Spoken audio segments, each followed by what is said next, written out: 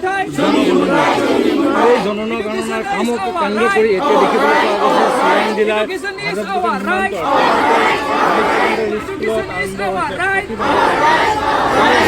Education is our fundamental right. Our education is our fundamental right.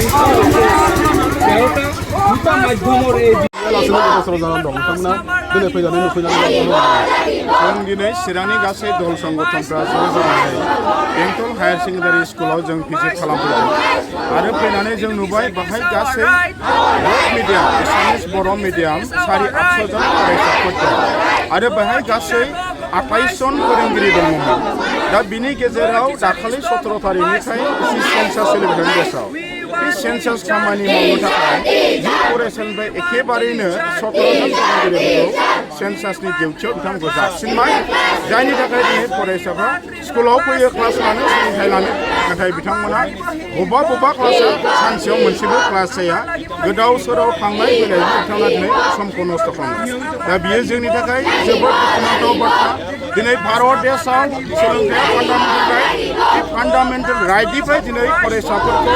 रायजो राजाफोरखौ दिनै जोंखौ बन्सित खालामनाय जोंखौ डिप्राइभ खालामनाय बियो दिनै स्पष्ट नुजाबाय दा बेनिखायनो बेखौ जोङो संगठन दल आफादफ्रा जों बेखौ गनायनो हानाय नङा जोंनि चिरां जिल्लानि जि DO IS बिथांखौ जों दिनै गोख्रोङै बुंदों बिथाङा जाबाय बे जिल्लानि सोलोंथाइ बिफाननि मुरब्बी बिथांनि दैदेननायाव मोजां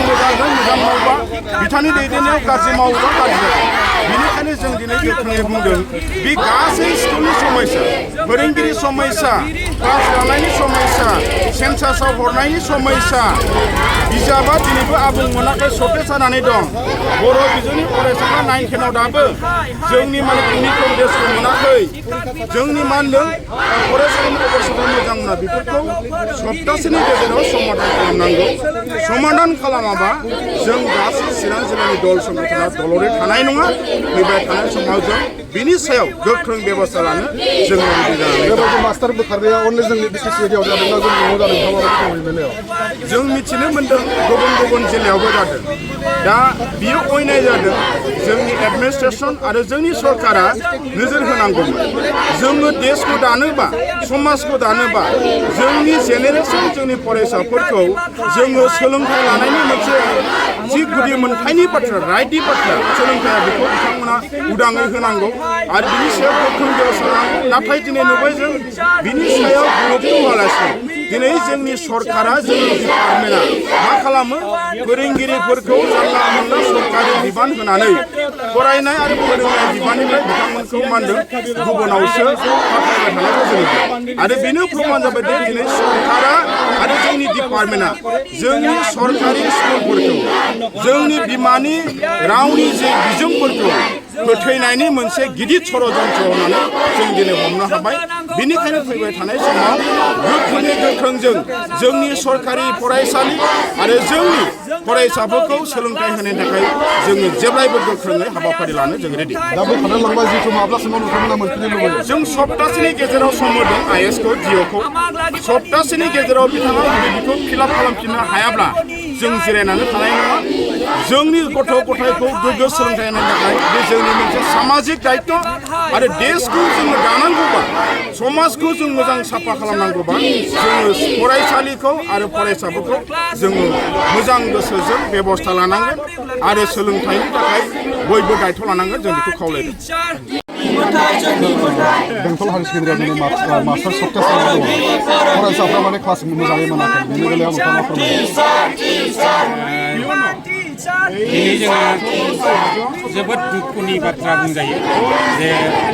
चिरां जिल्लायाव थानाय गंसे जोबोद मोजां फरायसालि जेराव 850टा फरायसा गोनां फरायसालि बेंटल हायार सेकेन्डारि बेवहाय जोङो दिनैहाय जोंनि माखासे चिरां जिल्लायाव थानाय फैनांनाय जादों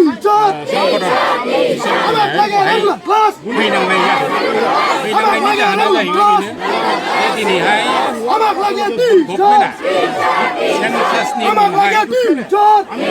फरायसालियाव थानाय जि फोरोंगिरिफोर बे फोरोंगिरिफोरखौ दिनैहाय 28 जननि गेजेरावहाय 18 साखौनो बिसोरो बाहायहैदों लोगोसे बेवहाय जोङो फैनानै मोनथिनो मोनबावदों दि सानैसोआ आरो बेवहाय गावनि जि देहायारिनि थाखाय बिसोरो सुटियावबो दङ दा बेवहाय गोबां बुरजा थाखो 6निफ्राय थाखो 12सिम आरो बेवहाय मोननै मिडियामजों मोननै बिजों दङ बे मोननै बिजोंजों जोङो साननानै नायबा 9 सा 9 साल' माबाया फोरोंगिरिया बेवहाय फोरोंनो गोनां जादों दा बेवहाय जोङो नुदों जे सरकारनि जि नीति आरो अफिसनि जोंनि IAS आरो DO बिथांमोननि दारैनो दिनै सेन्सासाव दैथायहरनाया बिसोरनो गुदि बिसोरनि दारैनो बबे फरायसालियाव बेसेबां फोरोंगिरि दं बबे फरायसालियाव बेसेबां फरायसा दङ बिसोर गासैबो मोनथिजोबगौ बिदि मोनथिसेयावबो बिसोरो गंसे फरायसालिनिफ्राय एफाबां फोरोंगिरि लांनाया जोंनि थाखाय जोबोद दुखुनांथाव आरो बेयो सोंखारि जाथाव जादों ओंखायनो दिनै जोङो बेनि गेजेरजों खावलायनो सानदों DO आरो IAS खौ खावलायनो सानदों जे बे हाबाफारिखौ जेनेबा जोंनि जि गथ'फोरनि जि सोलोंथाइ मोननांगौ जि मोन्थाय दङ बे मोन्थायखौ जाहाथे बे सेन्सासनि गेजेरजों बेखौ माबा गाज्रि खालामा बिनि माबा सोलोंथाइनि मोननांगौखौ बिसोरो बादा मोना बिनि थाखाय जोङो खावलायनो लुबैदों जे बिथांमोना थाबैनो बिनि थाखाय मोनसे खामानिखौ मावनांगौ आरो माखासे फोरोंगिरिफोरखौ बेवहाय लाबोफिननायनि जे हाबाफारि बेखौ मावनांगौ नङाबा जोंनि चिरां जिल्लायाव थानाय गासिबो संगठना बेवहाय मोनसे हाबाफारि लानो गोनां जागोन आरो जाहाथे जोङो सानदों दिनैहाय जे सरकारा मोनसे खान्थि हरदों जे बबेबा फरायसालिनिफ्राय बेसेबां फोरोंगिरिखौ सेन्सासाव बाहायनांगौ बिनिबो बिथांमोननाव माबा दं हिसाब दं नाथाय बेखौ मोनथिसेयावबो बबेबा गंसे फरायसालिनिफ्राय बेबायदि गोबां बुरजा लांनाया थिग नङा आरो दिनै जों बेल' नंबावा नुनो मोनबावदों जे बबेबा फरायसालियाव सानैल' फोरोंगिरि दं सानैखौबो लांनानै सेन्सासाव बाहायदों दा गथ'फ्रा जोंनि गथ'फ्रा माबि जि सोलोंथाइ मोननांगौ बे सोलोंथाइ मोननानै वंचित जानानै दं दा बेनिखायनो बेफोर हाबाफारिया जाहाथे जानो मोना आरो बेखौ खालामगोन दिनैहाय जोंनि गभर्नमेन्टआ बिथोन हरदों थिग जोंहा सोलोंथाइ मन्थ्रि दं आरो जोंनि BTC आवबो दङ दा बिथांमोनाबो बेखौ नायहरनांगौ आरो जोंनि DI आरो IAS आरो DO बिथांमोनखौ बिथोन हरनांगौ जे जायफोर फरायसालियाव बाङाय जानानै दङ आरो जायफोर फरायसालिनिफ्राय गोबां माबाखौ फोरोंगिरिखौ लांनाय जादों बिसोरखौ थाबैनो माबा मोनसे गावसोरनि जि माबा राहा दङ बे राहानि गेजेरजों बिथांमोना फोरोंगिरिफोरखौ लाबोफिननांगौ आरो जोंनि गथ'गथायफ्रा जोंनि गथ'साफ्रा सोलोंथाइखौ मोजाङै मोनफुंनांगौ जों बेखौ खावलायदों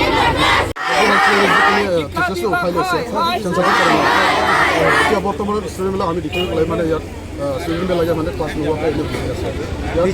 বিশেষকৈ ছাত্ৰ ছাত্ৰীয়ে ৰাতিপুৱা 8:30 বজাতে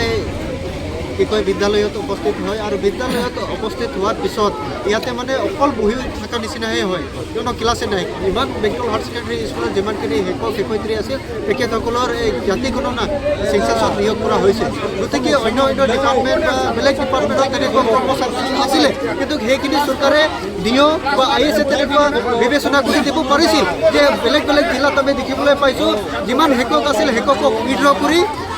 ষ্টে কৰি তেনেহ'লে বেলেগ ডিপাৰ্টমেণ্টক চেন্সাছ কৰাৰ কাৰণে দায়িত্ব প্ৰদান কৰিছে তো এইখিনি সময়ত যদি ছাত্ৰ ছাত্ৰীক যি মৌলিক অধিকাৰ শিক্ষাৰ যিটো ফাণ্ডামেণ্টেল ৰাইট তেখেতসকলৰ যে মানুহৰ জীৱন হিচাপত ঘূৰিব লাগে এতিয়া ভাল সমাজ গঢ়াৰ কাৰণে ক্ষেত্ৰত যি ছাত্ৰ ছাত্ৰীৰ ভাল গুণগত শিক্ষা প্ৰদান কৰিব লাগে এইখিনি টোটেলি চিৰাং জিলা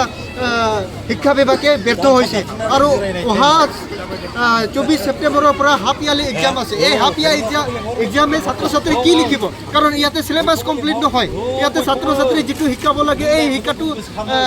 কি কয় নাপায় যদি তেনেকুৱা যদি ছাত্ৰ ছাত্ৰী আমি বৈচিত্ৰ্য কৰি বা চৰকাৰে যদি একো বৈচিত্ৰ্য কৰি ৰাখে তেনেহ'লে আগন্তুক দিনত এই শিক্ষা যিটো চিৰাং জিলা পিছপৰা অঞ্চল এই শিক্ষাৰ ক্ষেত্ৰতে হওক অৰ্থনৈতিক ক্ষেত্ৰতে হওক আৰু বিভিন্ন দিশতে চিৰাং জিলা অতিকৈ পিছপৰা তাৰ কাৰণে এই পিছপৰা আৰু যিমানখিনি পিছপৰাৰ কাৰণে চৰকাৰে ব্যৱস্থা বা চিন্তা কৰিছে এই আমি একেমুখেৰে ধিক্কাৰ জনাইছোঁ গতিকে এই ছাত্ৰ ছাত্ৰী ভৱিষ্যত জীৱনলৈ চৰকাৰে চিন্তা কৰক এই চিৰাং জিলাখন শিক্ষাৰ ক্ষেত্ৰত যেতিয়া নতুন জাগৰণ বা শিক্ষাৰ ক্ষেত্ৰত যেতিয়া ছাত্ৰ ছাত্ৰীৰ গুণগত শিক্ষা পায় এইটোৰ কাৰণে চৰকাৰে অতি শীঘ্ৰে বিবেচনা কৰক কাৰণ সকলো দল সংগঠনে আমি ঐক্যবদ্ধ হৈ এইটো ফাৰ্ষ্ট ষ্ট্ৰিং অপাৰেশ্যন আমি চলাইছোঁ আগন্তুক দিনক আমি LP school ME school high school college লেভেলৰ এই অপাৰেশ্যন চলাই থাকিম আৰু যদি চৰকাৰে কোনো ব্যৱস্থা গ্ৰহণ নকৰে তেনেহ'লে ইয়াতকৈ জংগী আন্দোলন কৰা হ'ব আৰু ছাত্ৰ ছাত্ৰীৰ যিটো ফাণ্ডামেণ্টেল ৰাইট গুণগত শিক্ষা নিশ্চিত কৰিব লাগে বুলি আমি চৰকাৰৰ ওচৰত দাবী জনাইছোঁ কিমান দিনলৈকে আপুনি ৰখিব এতিয়া আমি সংগঠন হিচাপে আলোচনা কৰি চৰকাৰক বা বিভাগীয় কৰ্তৃপক্ষত আমি মাত্ৰ এক সপ্তাহ সময় দিছোঁ এক সপ্তাহ সময়ৰ ভিতৰত যদি নিদিয়ে বা শিক্ষক যদি ষ্টে নকৰে তেনেহ'লে আগন্তুক দিনত ইয়াতকৈ জংগী আন্দোলন কৰা হ'ব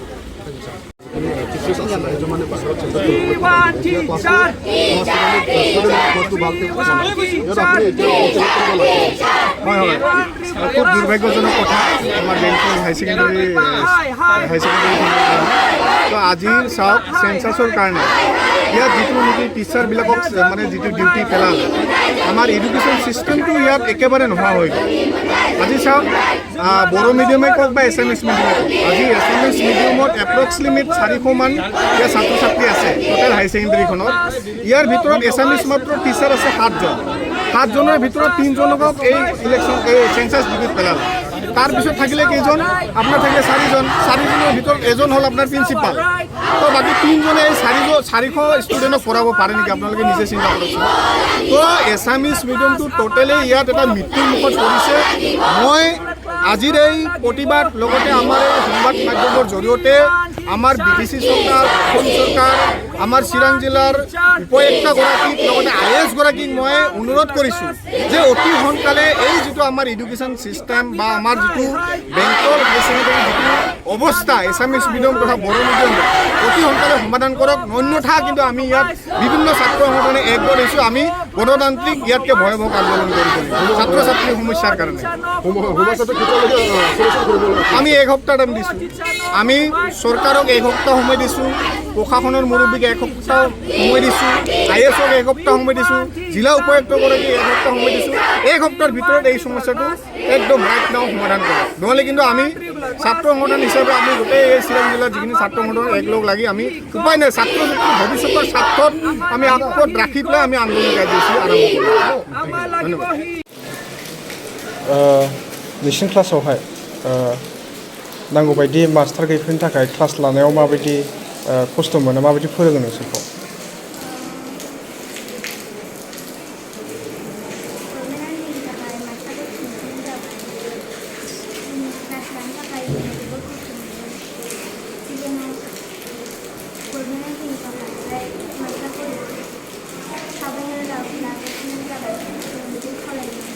मा मा साबजेक्टआव मास्टार गैया नोंसिनिया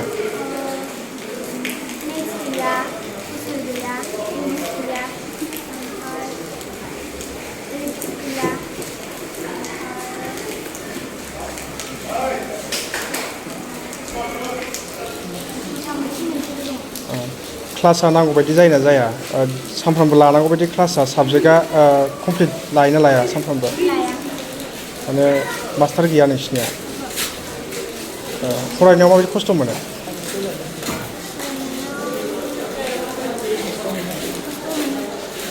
बेनिखायनो नांगौ बायदि मास्टारखौ नोंसिनो नांगौ नोंसिनाव नांगौ बायदि साबजेक्टनि टिचारफोर गैया जोंनियाव नांगौ बायदि टिचार गैया मानोना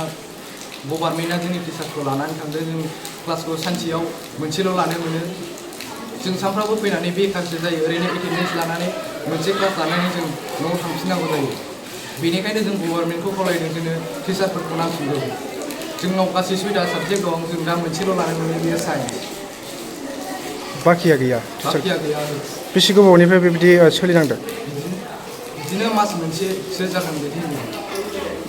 सोलोंनायाव दा टिचारफोर गैयिनिखाय खस्थ' मोनदों खस्थ' मोनो जोंहाबो गोबां एम दं जों गासिबो एम गोनां गोजा जों गासिबो सोलोंथाइ लानो लुबैयो जों गभार्नमेन्टनि सासे स्टुडेन्ट जोंनोबो नांगौ बायदि सोलोंथाइ नांगौ जोंनोबो बेखौनो आं खावलायदों दि जोंनो गभार्नमेन्टआ हरफिननांगौ जोंहा दा एग्जाम जानोसै सेप्तेम्बरनि 22 तारिखआव जा एग्जाम जागोन बेनिखायनो आं खावलायदों गभर्नमेन्टखौ जोंनो टिचारफोरखौ हरफिन नांगौ बायदि जोंनो क्लास नांगौ आं बेखौनो दा बुङो साबसे स्टुडेन्टफोर दं नोंनि क्लासाव जोंनि क्लासाव दा 57 स्टुडेन्ट दं अनलि मोनसेल' क्लास जायो औ अनलि मोनसेल' जायो बे साइन्स